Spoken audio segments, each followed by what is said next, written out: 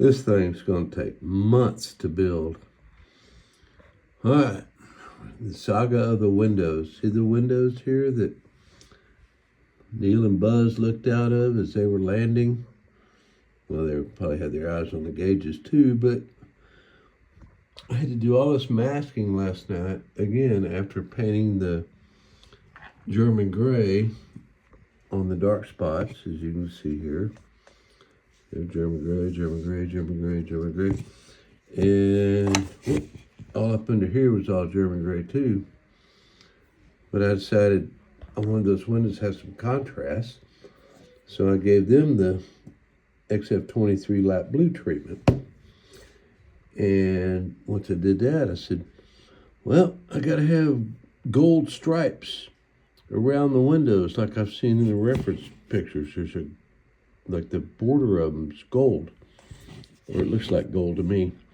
So I got the mic out, measured the windows, came up with those dimensions, and then I asked Grok, well, hey, what would be the dimensions of those two triangles in length if I wanted a 1 millimeter gap between them? And he gave me these.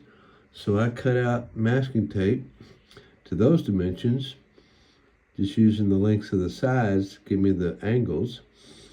And thought I could get the tape off the paper, and that didn't work. So I put these guides over another piece of tape and tried to tape them on. And, you know, I had to get them exactly centered to leave a 1 millimeter stripe around the outside. And by the time I gave up on that, the tape wasn't even sticking anymore. So I said, okay, go to plan B. And plan B was go ahead and aqua gloss. It's Alclad 2 lacquer here to put a little gloss on these puppies, which not only will be more accurate, but it'll help me put the decals on, because there's two little bar and stripe decals that go on those windows that I guess gave the astronauts their ability to calculate the angle and something else. I don't know what all. But decals got to go on each one of those windows. So if I gloss them now, and I'm good. So that's what I've been doing. And what I'm going to do next is still try to figure out how to get this gold just around the edges of those windows.